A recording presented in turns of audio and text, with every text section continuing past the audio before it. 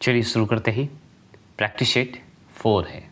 कितना practice set है? 4 practice set है। किसका? फिजिक्स का। तो चलिए शुरू करते हैं। तो पहला क्वेश्चन आपके सामने है और बताएंगे। पहला क्वेश्चन, किस तापमान में सेंटीग्रेड और फ़ारेनहाइट पैमाने का मान समान हो जाता है? बताइएगा किसका मान जो है समान हो जाता है, कितने डिग्री पर बताएंगे? तो ऑप्शन नंबर सी -40 डिग्री। समझ गए? ठीक है, तो मान कितना हो जाता है? समान हो जाता है। ये ज़रूर ध्यान रखिएगा। मान पूछा था दोनों का, सेंटीग्रेड और फ़ारेनहाइट का, तो -40 डिग्री समान होते हैं। देखिए दूसरा प्रश्न है, यदि 100 वाट वाले 10 बल्ब प्रतिदिन 1 घंटा जलाते हैं तो प्रतिदिन विद्युत ऊर्जा के उपभोग का मान होगा, कितना होगा बताइएगा। अगर मान लीजिए 100 वाट का है, ठीक है, और 10 बल्ब जला रहे हैं 100 वाट का, 1 घंटा जो है प्रतिदिन जलाते हैं, तो बताइए क्या होगा? इसका आंसर का जवाब दीजिए। ठीक है, जवाब दीजिए। तो ये होगा ऑप्शन नंबर सी, 10 यूनिट। कैसे 10 यूनिट? तो 100 में याद रखिए 10 से गुना कर दीजिए तो कितने हो जाएंगे? 1000 वाट हो जाएगा। 1000 वाट होगा कि नहीं? हो जाएगा। तो 1000 वाट मतलब 1000 वाट बराबर यानी मतलब 1 यूनिट बिजली होता है। क्लियर हो गए? चलिए आगे चलते हैं। तीसरा प्रश्न। तीसरा प्रश्न है कि एक्सरे का शोधक था, तो एक्सरे का शोधक कौन है बताइएगा। इसका आंसर का जवाब दीजिएगा। तो ऑप्शन नंबर सी कौन है? रोएंटजन जी हैं। ठीक है, एक्सरे का अगर शोधक पूछा जाए तो आप बताइएगा रोएंटजन जी हैं। तो ऑप्शन नंबर सी लगाइएगा। चले आगे, आगे चलें। आगे इनका पूरा नाम क्या है? विलियम, याद रखिएगा, विलियम रोएंटजेन है। ठीक है, रोएंटजेन बोला जाता है, ऐसे भी लिखाता है, याद रखिएगा, ऐसा नहीं कि बोल दिएगा। रोएंटजेन भी बोला जाता है, अब विलियम बोला जाता है। ठीक है, विलियम। चलिए कब खोज किए थे बता सकते हैं? डेट बताइएगा तो बता दीजिएगा। 1895 में। ठीक है, चलिए चौथे प्रश्न है, एक्स किरणें पार नहीं कर सकती, तो एक्स किरणें किसे पार नहीं कर सकती बताइए, ज़रूर वेट कर रहा हूँ। तो बता सकते हैं? तो हाँ, ऑप्शन नंबर बी, मानव के अस्थियों को नहीं पार कर सकती एक्स किरण, याद रखिएगा। चलिए पांचवा प्रश्न है कि प्रत्येक फोटोन के साथ संबंध जो है ऊर्जा कितनी होती है? संबंध जो है, संबंध लिखा हुआ है, ठीक है, ऊर्जा कितनी होती है फोटोन के साथ बताइएगा। इस ऑप्शन के हिसाब से क्या होगा बताइए ज़रूर। देखिए इसका आंसर तो ये दे रहा है, ठीक है, डी, लेकिन करेक्ट आंसर इसका एच भी होता है। ऐसे आंसर ये देखा जाए तो ये करेक्ट आंसर है, लेकिन इससे बेटर आंसर ये होगा, ये ज़रूर ध्यान रखिएगा। चलिए आगे चलें। देखिए छठा प्रश्न क्या है, परमाणु बम की खोज किसने की? तो परमाणु बम की खोज का श्रेय अगर देखा जाए तो जनक जो है कोई और है। परमाणु बम का जनक माने जाते हैं रॉबर्ट ओपेनहाइमर को माना जाता है, ठीक है। लेकिन अगर परमाणु विखंडन की बात किया जाए तो ऑटो हान, तो इसीलिए यहाँ पे आंसर जो है ऑप्शन के हिसाब से जो है आपका होगा ये ए होगा, क्योंकि ऑटो हान ने परमाणु विखंडन की खोज की थी, मतलब श्रेय जाता है इन्हीं का। ठीक है, ये जान लीजिए। लेकिन अगर बात करें फाइनली कि परमाणु बम की अगर खोज का जनक अगर बोला जाए कि जनक कौन है, तो वो है रॉबर्ट ओपेनहाइमर। कौन है?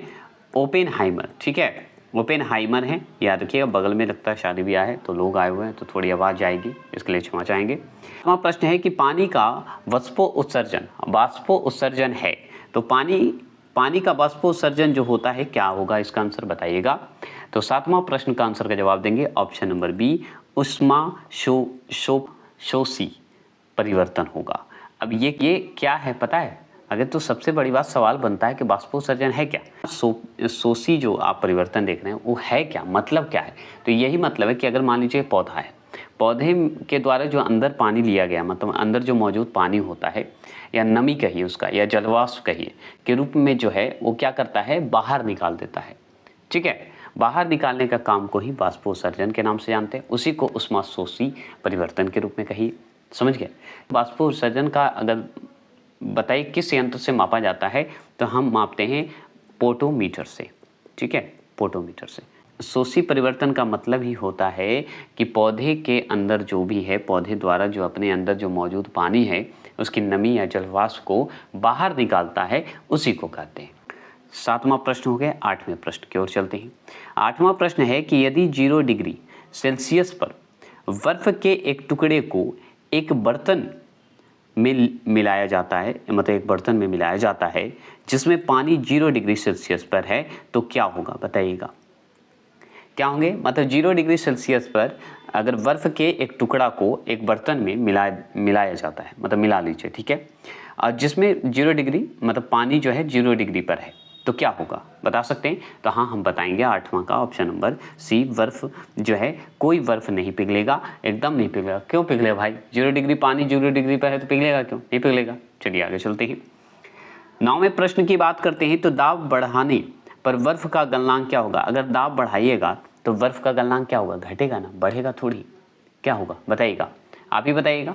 तो ऑप्शन नंबर ए घटता है, बढ़ेगा नहीं, घटेगा ही। दाब बढ़ाइए घटेगा। 10वां प्रश्न है कि बॉयल के नियम का सूत्र है। तो बॉयल का नियम का सूत्र ये बताइए क्या होगा। इसका आंसर का जवाब दीजिए, हम वेट कर रहे हैं आपका नंबर का।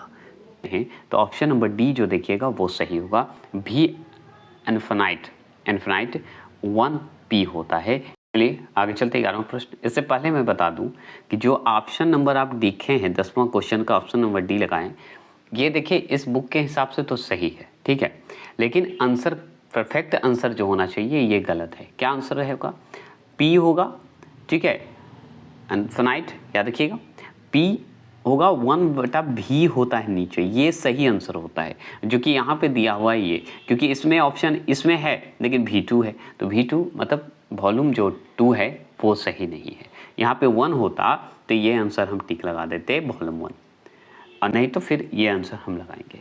तो यहाँ पे थोड़ा सा ये कन्फ्यूजन वाला है, तो आप इसे थोड़ा सा मैनेज करिएगा, इसे थोड़ा सा डिटेल देख लीजिएगा। परफेक्ट आंसर इसका होगा पी इन्फिनाइट 1/v होता है, ये सही है। बताइए 11वां प्रश्न है कि एक कृष्णिका उत्सर्जित करता है। तो एक कृष्णिका उत्सर्जित करता है तो उसका आंसर बताइए जरूर, ठीक है। तो इसका आंसर होगा ऑप्शन नंबर ए, सभी तरंगदैर्घ्य का विकिरण। सभी तरंग का क्या होगा, विकिरण होगा, ये जान लीजिए। और सबसे बड़ी बात बताएं कि एक कृष्णिका उत्सर्जित जो होता है ये क्या है, एक बता देते रूप से। क्या होता है, सभी विकिरणों पर अवशोषित करता है ये, ठीक है, मतलब एक कृष्णिका जो है इस पर जो पड़ने वाली जो सभी किरण है उसे अवशोषित कर लेता है ये कृष्णिका उत्सर्जित, ये जान लीजिए। इसीलिए तो ये आंसर सही हुआ क्योंकि सभी तरंगदैर्घ्य का विकिरण को अवशोषित कर लेगा, ठीक है। चलिए आगे चलते हैं, 12वां प्रश्न की बात करते हैं। तो 12वां प्रश्न है कि सूखा बालू चमकीला क्यों दिखाई देता है जबकि गीला बालू धुतीहीन होता है। क्यों होता है बताइएगा, मतलब आप गीला बालू देखिएगा ना तो एकदम अच्छा नहीं लगेगा, लेकिन यही सूख गया बालू तो चमकता है, जैसे लगता है मोती हीरे उसमें जड़े हों। तो क्यों दिखता है, ऐसा कारण क्या है, बता सकते हैं तो बताइएगा। तो इसका बहुत सिंपल जवाब है, इस पर हमको नहीं लगता कि चर्चा करना। इसका कारण है परावर्तन, इसका मुख्य कारण होता है परावर्तन। तो चलिए आगे चलते हैं नेक्स्ट क्वेश्चन की ओर। 13वां प्रश्न है, किसी स्वच्छ जल वाले तालाब की आभासी गहराई वास्तविक गहराई से कम दिखती है। इसका कारण क्या है, मतलब किसी स्वच्छ जल वाले तालाब को आप देखिए तो किसी स्वच्छ तालाब की आभासीय गहराई वास्तविक गहराई से कम दिखती है। क्यों दिखती है, मतलब जो गहराई होनी चाहिए वो गहराई नहीं दिखती है, क्यों, इसका कारण क्या होता है बता सकते हैं। तो हम तो बता देंगे, आप बताइए क्या होगा। तो हाँ आप बताइए। 13वां प्रश्न का आंसर का जवाब ऑप्शन नंबर ए, अपवर्तन के कारण होता है। किसके कारण, अपवर्तन के कारण, ठीक है, कोई दिक्कत नहीं। चलिएगा 14वां प्रश्न है कि तड़ित की चमक उसकी गर्जन सुनाई देने से पहले, तड़ित की चमक जो होती है मतलब जो बिजली चमकती है उसी को बोलते हैं तड़ित की चमक, उसकी गर्जन सुनाई देने से पहले देखने में आती है। क्यों देखने में आती है, क्योंकि इसलिए आती है क्योंकि प्रकाश की गति ध्वनि की गति से अधिक होता है, इसके कारण। जो ऑप्शन नंबर सी लगाए वो सही लगाए। 15वां प्रश्न क्या है कि एक अवतल दर्पण के वक्रता केंद्र से जाने वाली किरण के लिए अपवर्तित कोण होगा, तो कितना होगा बताइएगा। एक अवतल दर्पण के वक्रता केंद्र से जाने वाले किरण के लिए आपतित कोण होगा तो कितना कोण होगा ये बताइएगा। तो हम बताएंगे ऑप्शन नंबर बी 0 डिग्री होगा। क्या होगा? 0 डिग्री होगा। क्लियर हो गए। 16वां प्रश्न की बात करते हैं। 16वां प्रश्न है कि एक संयुक्त सूक्ष्मदर्शी में अभिदृशक एवं तो मतलब नेत्रिका की आवर्धन क्षमताएं क्रमशः M1 एवं M1 M2 सूक्ष्मदर्शी की आवर्धन क्षमता होगी। तो क्या होगी? जैसे कि देखिए M1 एवं M2 है, मतलब M1 प्लस M2 है, तो इसके सूक्ष्मदर्शी आवर्धन क्षमता पूछ रहा है आपसे, तो क्या होगा? डायरेक्ट आंसर आप बता सकते हैं, तो बताइए। तो याद रखिएगा, अब सोचिए ना, संयुक्त सूक्ष्मदर्शी है, अभिदृश्य एवं नेत्रिका का आवर्धन क्षमता पूछ रहा है, तो M1 M2 में इंडिकेट किया है, तो ये सूक्ष्मदर्शी का क्या होगा? तो मल्टीपल हो जाएगा, गुना हो जाएगा, तो M1 इंटू M2 हो जाएगा। बस इतना ध्यान रखना है, और इसका डिटेल बाद में बताएंगे क्योंकि अभी मॉक टेस्ट लेना है, इतना ही में लंबा चला जाता वीडियो। 17वां प्रश्न है, एक आदमी 10 मीटर से अधिक दूरी की वस्तु स्पष्ट नहीं देख पाता है, वह किस दृष्टि दोष से पीड़ित है? मतलब 10 मीटर से अधिक दूरी की वस्तु देख ही नहीं पाता है, तो कौन सी बीमारी से पीड़ित है? कौन सी इसमें जो है कौन सा दृष्टि दोष है? तो ऑप्शन नंबर सी मायोपिया है। मायोपिया है क्या बताइए? तो डायरेक्ट ये पूछता है कि मायोपिया का दूसरा नाम क्या है? तो मायोपिया का निकट दृष्टि दोष ही कहते हैं मायोपिया को। ऐसे भी सवाल पूछता है कि निकट दृष्टि दोष का जो है और किस नाम से जानते हैं? तो मायोपिया के नाम से जानते हैं। बस इतना ध्यान रखिएगा, ये ज़रूरी था। चलिएगा 18वां प्रश्न की बात करते हैं। 18वां प्रश्न है कि एक मनुष्य को 75 सेमी, क्या है? 75 सेमी दूरी तक नहीं दिखाई देने पर कौन सा दृष्टि दोष है? मानिए 75 सेमी दूरी तक दिखाई ही नहीं दे रहा है, तो बताइए कौन सा दोष होगा? बता सकते हैं? तो ऑप्शन नंबर बी ये हो गया। अब देखिए, ये मायोपिया जो हो गया निकट दृष्टि दोष, तो ये दूरदृष्टि दोष हो गया ना, समझ गए? तो इसे कहते हैं, दूरदृष्टि को ही कहते हैं हाइपर मायोपिया। क्लियर हो गए? कोई दिक्कत नहीं, हाइपर मायोपिया हो गया। 19वां प्रश्न है कि दर्पण बनाने में निम्नलिखित में से किसे उपयोग में लाया जाता है? तो दर्पण बनाने में, अगर दर्पण बनाना है, ठीक है, दर्पण बनाने में अगर पूछा जाए कि किसका उपयोग लाया जाता है, कौन सा, क्या लगता है बताइएगा? दर्पण मतलब शीशा, आईना बनाने में किसका उपयोग करते हैं बताएंगे? तो option number A silver nitrate का प्रयोग करते हैं, है ना, देखे होंगे आप, पीछे की ओर लगा रहता है। 20वां प्रश्न है, एक समतल दर्पण पर आपतित किरण 60 डिग्री कोण बनाती है, तो परावर्तन कोण होगा कितना होगा? तो ऑप्शन नंबर सी 60 डिग्री होगा। क्या होगा? 60 डिग्री ही होगा। 21वां प्रश्न, प्रकाश का रंग निश्चित किया जाता है उसके किसके बताइएगा? तो ऑप्शन नंबर सी तरंगदैर्घ्य द्वारा ही किया जाता है। और 22वां प्रश्न, यदि वायुमंडल नहीं हो तो पृथ्वी से आकाश किस रंग का दिखाई देगा? तो जब वायुमंडल नहीं होगा तो आकाश जो है किस रंग का दिखाई देगा? काला दिखाई देगा। इसमें सोचना क्या है, टिक लगा के आगे बढ़ जाइए, तो एकदम लगा दीजिए, ठीक है। चलिए 23वां प्रश्न बताइए, आकाश का रंग प्रायः नीला दिखाई पड़ता है, किसके कारण नीला दिखाई देता है? क्या कारण है? तो ऑप्शन नंबर बी प्रकिरणन के कारण दिखाई देता है। देखिए 24वां प्रश्न को ध्यान से पढ़िएगा क्योंकि इसमें क्वेश्चन ऑप्शन थोड़ा सा अलग है।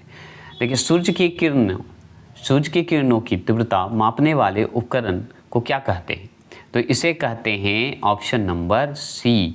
24 प्रश्न का ऑप्शन नंबर सी जो लगाएंगे वो सही लगाएंगे, एक्टियोमीटर। अब एक्टियोमीटर है और एक और नाम है जो कि बहुत ज़्यादा फेमस है, जो कि आप भी सुने होंगे, पायरानोमीटर, एक्टियोमीटर। अब इसी को एक और नाम से जानते हैं एल्वेडोमीटर। बस क्लियर हो गए। तो ये 3 नाम आपको याद रखना होगा। चलिएगा 25वां प्रश्न की बात करते हैं। तो कैमरे में किस प्रकार का लेंस का उपयोग में लिया जाता है? तो कैमरे में अगर बात करें, कैमरे की बात हो रही है, कैमरा जो कि फ़ोटो खींचते हैं ना, तो कैमरे में किस प्रकार का लेंस जो है उपयोग में लिया जाता है बताइएगा? 25 का आंसर का जवाब देंगे तो ऑप्शन नंबर ए उत्तल। क्या लेंगे? उत्तल लेंस का प्रयोग करते हैं। चलिए 26 क्वेश्चन है, निम्न में कौन मैग्नीफाइंग ग्लास की भांति प्रयुक्त होता है बताइएगा? कौन होता है? मैग्नीफाइंग ग्लास की भांति प्रयुक्त होता है। 26 का आंसर का जवाब देंगे ऑप्शन नंबर सी, अभिसारी लेंस होता है। क्या होता है? अभिसारी लेंस होता है। 27 क्वेश्चन नंबर है ध्वनि तरंगे। ध्वनि तरंगे हैं, तो ध्वनि तरंगे क्या है बताइएगा? ऑप्शन नंबर ए अनुदैर्घ्य है। क्या है? अनुदैर्घ्य है। चलिएगा 28 क्वेश्चन नंबर की बात करें, निम्न माध्यम में ध्वनि का वेग सार्वधिक है। तो निम्न माध्यम में ध्वनि का वेग सार्वधिक है, तो आप बताइए क्या होगा? ऑप्शन नंबर डी, ठोस धातु होते हैं। क्या होते हैं? ठोस धातु होते हैं। 29 क्वेश्चन नंबर की बात करें तो ऑप्टिकल फाइबर को आमतौर पर किस में प्रयोग किया जाता है? तो ऑप्टिकल फाइबर को अगर पूछा जाए कि आमतौर पर किस में प्रयोग किया जाता है, किस में प्रयोग करिएगा बताइएगा? तो हम बताएंगे ऑप्शन नंबर ए, संचार में प्रयोग करते हैं। ठीक है, आगे चलेंगे। 30वां प्रश्न है कि किस कारण से हवा का बुलबुला पानी के अंदर चमकता नजर आता है? किस कारण चमकता नजर आता है बताइएगा? तो ऑप्शन नंबर डी, पूर्ण परावर्तन के कारण चमकता हुआ आता है। ठीक है, 31वां प्रश्न की बात करें तो वायु में ध्वनि का लगभग वेग कितना होता है बता सकते हैं? तो बताइएगा। तो option number A, 332 me second होता है। तो चलिए इसके बारे में हम जान लें। अब यहाँ पे देखिए 332 दिया है, कहीं कहीं 334 दिया है और कहीं कहीं 343.2 दिया है। तो आपको याद रखना है इस ऑप्शन के हिसाब से करेक्ट आपको अगर देखना है तो 332 भी सही है, 343 भी सही है। तो ये ऑप्शन पे जो ज़्यादा आएगा उसको टिक लगा के आप चले आइएगा। ठीक है, अगर 232 से 233 मतलब 333 होगा तो 333 लगा दीजिएगा, मतलब 333 होगा तो वही टिक लगा के आ जाएगा। तो आप पे डिपेंड करता है। चलिए 25वां प्रश्न की बात करते हैं, निम्नांकित में से किस रंग की सर्वाधिक तरंगदैर्घ्य होती है? तो सर्वाधिक तरंगदैर्घ्य होती है तो ऑप्शन नंबर ए, लाल का होता है सबसे ज़्यादा। ठीक है, 33 किस रंग का तरंगदैर्घ्य कम होता है? तो लाल का ज़्यादा होगा तो बैगनी का तो कम होगा ना, और क्या चाहिए? समझ गए होंगे, कोई दिक्कत नहीं। 34 क्वेश्चन नंबर का बताइए, ध्वनि तीव्रता की डेसिबल में वह अधिकतम सीमा जिससे ऊपर व्यक्ति सुन नहीं सकता है। तो किससे ऊपर नहीं सुन सकता है? तो आप बताएंगे? तो हम बताएंगे ऑप्शन नंबर डी, 95 डेसिबल से नहीं सुन सकता है। देखिए यहाँ पे 95 जो दिया हुआ है आपको डेसिबल, जो सुन रहे हैं डेसिबल, वो याद रखिएगा कि मैं बता दूं 140 भी हो सकता है, 141 भी हो सकता है, 142 भी होता है, मतलब 95 से ऊपर जितना भी आएगा वो सब डेसिबल में आ जाता है। तो 95 आपका सही है। आगे सवाल है 35 क्वेश्चन नंबर है कि मोटर वाहनों में पश्चात दृश्य मतलब पीछे वाले दृश्य, दर्पण के रूप में कौन सा दर्पण उपयोग में आता है? मतलब कौन सा दर्पण का उपयोग करते हैं? डायरेक्ट सवाल बताइए। तो हम करते हैं ऑप्शन नंबर ए, उत्तर दर्पण का प्रयोग करते हैं। सिंपल जवाब। अगर पीछे का देखने के लिए किसका इस्तेमाल करेंगे? उत्तर दर्पण का इस्तेमाल करेंगे। पश्चात दृश्य वही हुआ। 36 क्वेश्चन नंबर है कि एक ओर बंद तथा दूसरी ओर से खुली एक पाइप देगी, क्या देगी बताइएगा? क्या देगा? 36 का आंसर का जवाब दीजिएगा। तो ऑप्शन नंबर सी, सभी विषम हार्मोनिक्स देंगे। क्या देंगे? सभी विषम हार्मोनिक्स देंगे। मतलब एक तरफ से बंद रखे, एक तरफ से खुला रखे, तो वही होगा ना। 37 इंद्रधनुष में कितने रंग होते हैं? तो इंद्रधनुष में कितने रंग होते हैं? कितना सिंपल सवाल।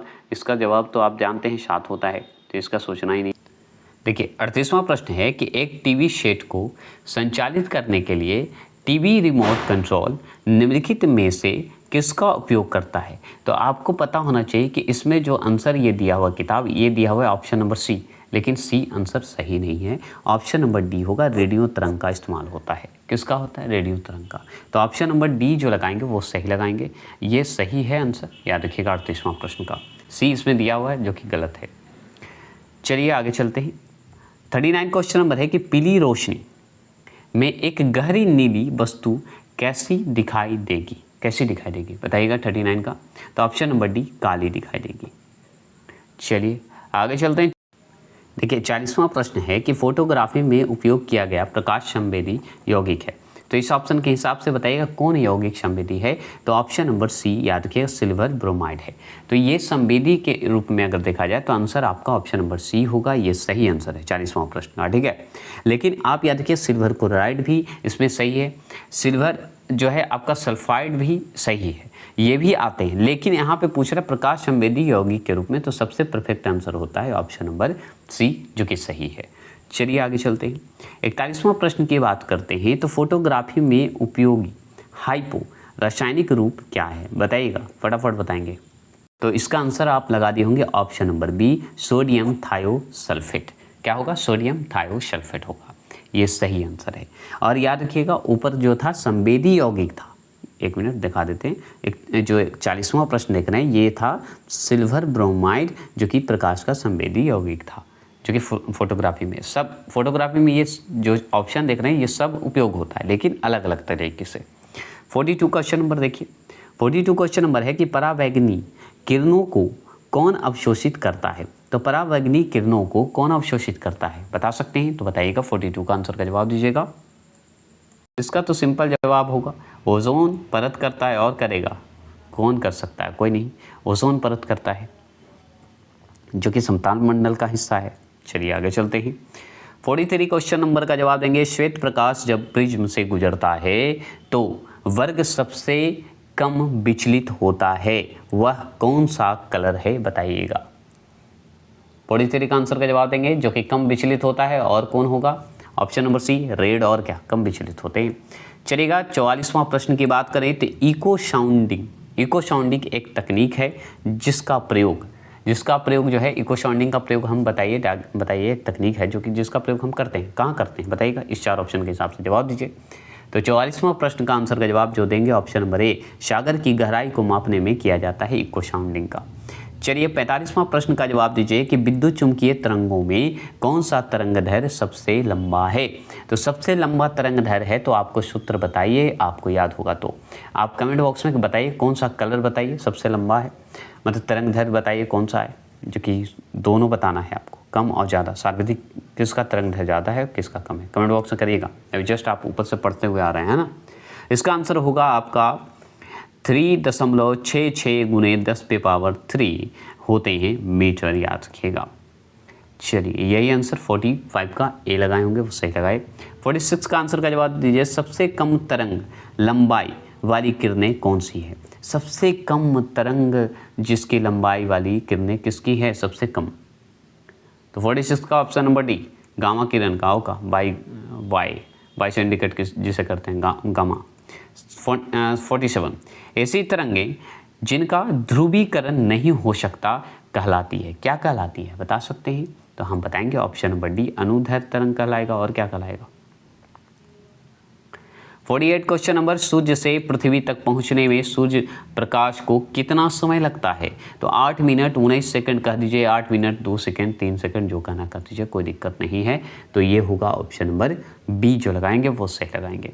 चलिए 49 क्वेश्चन नंबर की बात करें। छोटी रंगीन टुकड़ों से बनने वाली आश्चर्यजनक आकारों को देखने के लिए उपयोग में लाए जाने वाला यंत्र कौन सा है बताइएगा। छोटी रंगीन टुकड़ों से बनने वाली एक आश्चर्यजनक जो आकार होते हैं, आकार को देखने के लिए उपयोग में किए जाने वाला यंत्र का नाम बताएंगे, जो कि मैं पढ़ा चुका हूँ। तो वो है ऑप्शन नंबर ए, कैलिडोस्कोप से हम देख सकते हैं। चलिएगा 50वां प्रश्न की बात करते हैं। पास आती हुई रेलगाड़ी की सीटी की आवृत्ति या तीक्ष्णता बढ़ती जाती है, मतलब आवाज़ तेज होती जाती है, ऐसा किस परिघटना के कारण हो जाता है बता सकते हैं? तो हम बताएंगे ऑप्शन नंबर बी, डॉपलर के नियम के अनुसार हो। तो चलिए आज के लिए इतना ही रखते हैं। ये 50 क्वेश्चन आपका प्रैक्टिस सेट 4 खत्म हो गया।